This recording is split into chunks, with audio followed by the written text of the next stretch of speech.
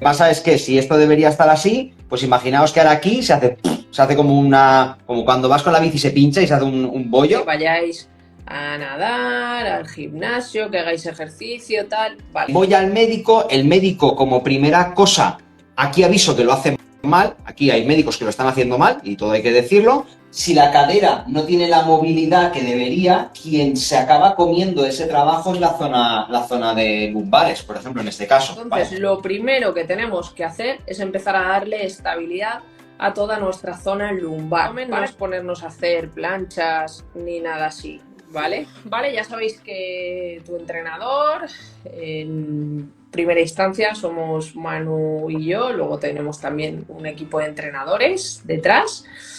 Y vale, hoy vamos a ver el tema de hernia lumbar, porque fue en inicio lo que más habíais votado que queréis que hablásemos. Entonces os vamos a contar un poquito qué es una hernia lumbar, cómo afrontar si nos produce dolor, si no nos produce dolor. Sí. Y ¿te parece? Les damos, Chris, un pequeño guión, les damos un guión muy pequeñito, ¿vale? Para que sepan qué puntos vamos a tocar. Y sí que os avisamos que va a ser algo cortito. O sea, si tenéis tiempo, no esperéis en plan de voy a salir y luego, porque no vamos a estar, ¿vale? Va a ser algo cosa de 15-20 minutos y vamos a ir muy a tiro hecho. Les cuento guión. ¿Te parece, Chris? Sí. Vale. Vamos a ver qué es una hernia, punto 1. Vamos a ver tema de dolor y hernia y qué relación hay. Vamos a ver por dónde empezar a trabajar cuando tenemos hernia, ¿vale? Cuando tenemos dolor de espalda. Y por último, qué cosas tenemos que evitar, ¿vale? Estos 4 puntos muy directos, ¿ok? Bueno, pues aprovechamos que hay ya algo de personas conectadas y arrancamos. ¿Te parece, Chris? Vamos con el qué es una hernia. Sí. ¿Sí? Vale, pues a ver, una hernia, arrancas tú, Chris, les comentas como descripción gráfica de qué es. Bueno, yo creo que vamos a intentar hacerlo muy fácil, ¿vale? Todos sabéis que tenemos una columna vertebral, ¿vale? Y a partir de aquí esa columna tiene unos discos, ¿vale? Esos discos un poquito se encargan de amortiguar. Entonces, ¿qué pasa con todo este tema de hernias? Que además vais al médico, os lo dice y te quedas un poco como de, ostras, ¿y esto qué es ahora que tengo, no? Pues ese disco tiene un anillo, ¿vale? Dentro de ese anillo hay como un material ahí dentro, ¿vale? Entonces, cuando hay una hernia quiere decir que parte de ese material, que es como gelatinoso, que está dentro, se sale hacia el exterior. ¿Y qué pasa con eso? Que puede presionar parte de nuestro conducto por donde pasan digamos, nervios, las terminaciones nerviosas. Y entonces, ¿qué pasa? Que si eso sucede es cuando notamos molestias, dolor, nos puede pinzar hacia la pierna. Me he ido a por una descripción gráfica de un disco y una hernia. Estos son 2 discos, ¿vale? Disco, pelotita antiestrés, ¿vale? Porque al final esto es una cosa viscosa. Entonces, lo que pasa es que si esto debería estar así, pues imaginaos que ahora aquí se hace como cuando vas con la bici y se pincha y se hace un bollo.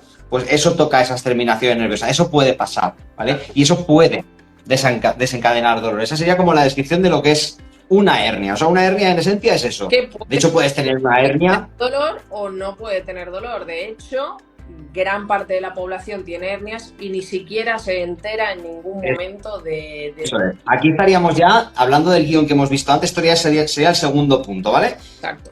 ¿Qué pasa cuando hay una hernia y hay dolor? ¿Y qué pasa cuando a veces puede ser que no haya hernia y hay dolor? Porque lo que decía Chris, se hizo un estudio y creo que salía en torno al 70% de la población adulta tiene o ha tenido... ¿Cómo? Entre el 70 y el 80%. 70-80% de la población adulta tiene o ha tenido hernia. Pero no a todo el mundo le duele la espalda. Y muchas veces lo que pasa es que yo ahora mismo digo, me duele la zona lumbar. Me voy al médico, el médico como primera cosa, aquí aviso que lo hace mal, aquí hay médicos que lo están haciendo mal, y todo hay que decirlo, se van primero a hacer una prueba de imagen, en lugar de hacer un diagnóstico clínico, que es lo que se debería hacer, ¿vale? Hacer una prueba de imagen, ¿qué pasa? Pues que aparece una hernia. Pero es que, como hemos dicho, entre el 70 y el 80% de la población tiene hernias lumbares, o sea, va a aparecer. Entonces dicen, entonces la causa es la hernia. y en muchos casos no. En muchos casos es una falta de musculatura en alguna zona o un exceso de tensión en otra o un fallo evaluativo del cerebro en la tensión y en el dolor de esa zona que desencadena esos dolores. Y a la inversa, o sea, puede haber casos en los que haya hernia y no duela. Entonces aquí mucho cuidado con esto. Por eso una de las cosas que primero hacemos es evaluar bien a los alumnos cuando van a empezar a trabajar con nosotros para ver por dónde está viniendo este dolor, independientemente de que haya o no haya hernia. Y con esto nos iríamos al tercer punto, Cris. ¿Por dónde empezamos? ¿Qué es lo que nosotros hacemos con los alumnos cuando empiezan a trabajar con nosotros? ¿Les empezamos ya a entrenar en el gimnasio? ¿Qué les hacemos?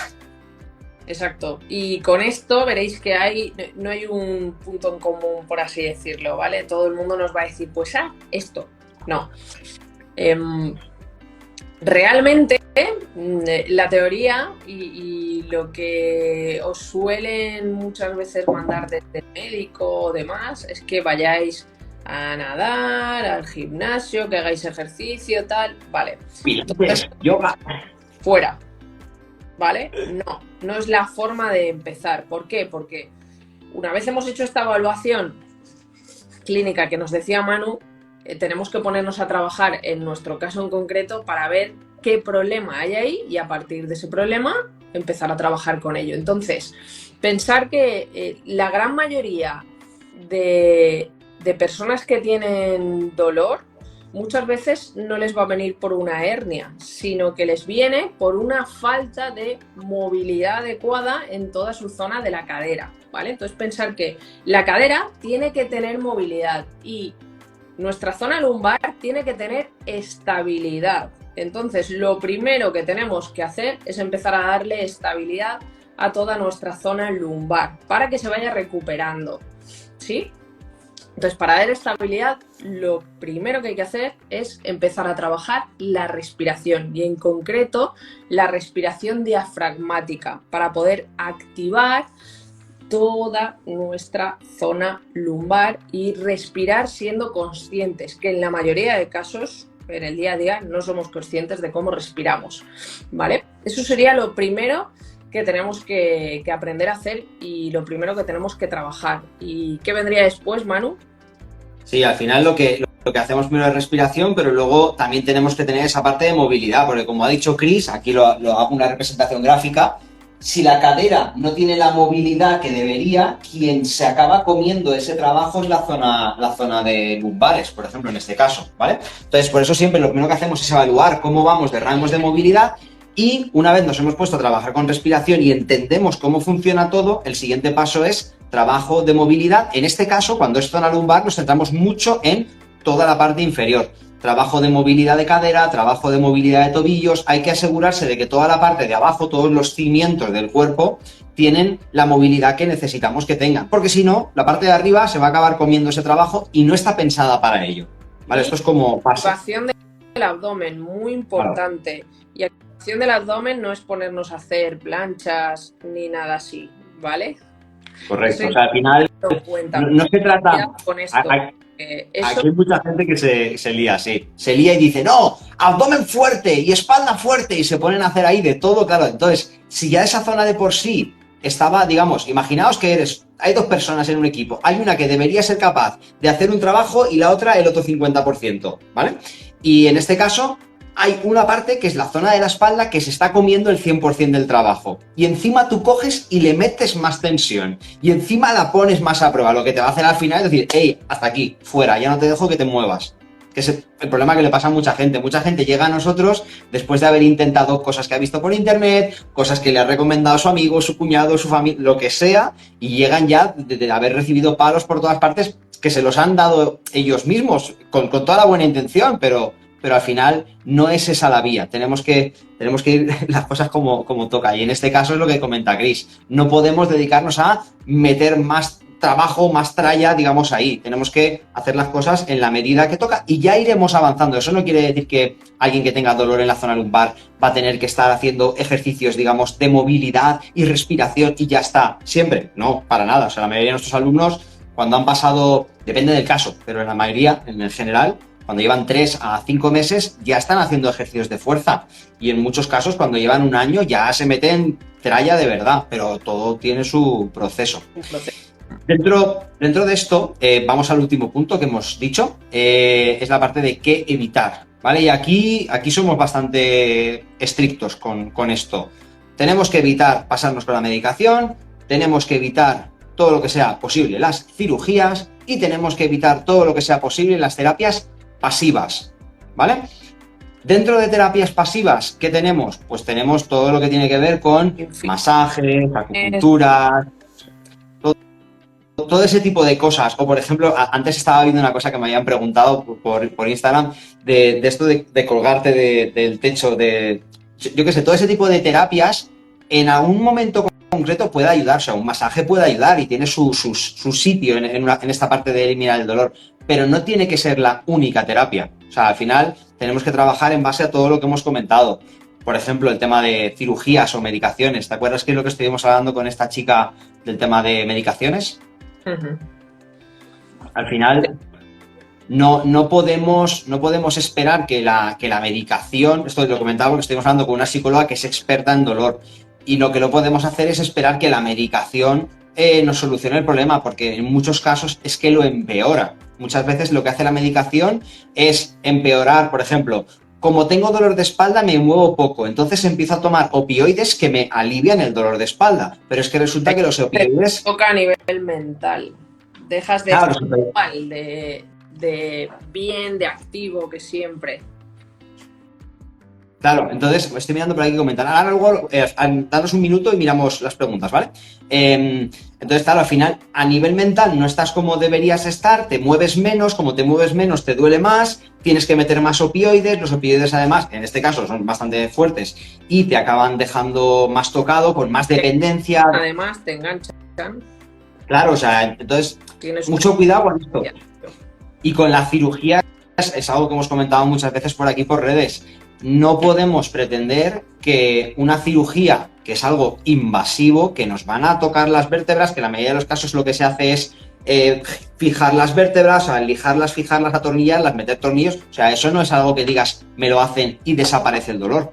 No. O sea, eso puede tener sentido en algunos casos, pero es que luego hay que hacer un trabajo bastante largo para poder eliminarlo. Y en muchos casos no hace falta esa cirugía. O sea, nos hemos comido un posoperatorio que no tiene sentido. Por eso muchas veces cuando alguien viene a nosotros le hablamos todo esto, analizamos todo, y si viene ya con esa intención de, mira, yo es que me quiero operar, le decimos, vale, danos al menos 2, 3 mesecitos para poder trabajar contigo, y si cuando llegue el momento la cirugía sigue siendo recomendable, no te preocupes, puedes hacer la cirugía, pero todo esto que has hecho es una inversión en tiempo para que luego el posoperatorio sea mucho mejor.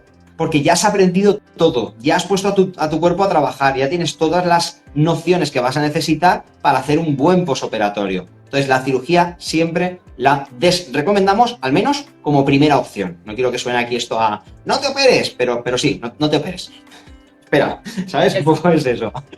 Hay que buscar algo que nos funcione a largo plazo, ¿vale? Porque medicación, infiltraciones, todo esto es muy momentáneo, ¿vale? Masajes es ahora mismo puede que te libere un poquito, pero dentro de un tiempo, días, meses, vuelves a estar otra vez igual. Entonces lo que hay que buscar es que a la larga puedas estar en la mejor situación posible.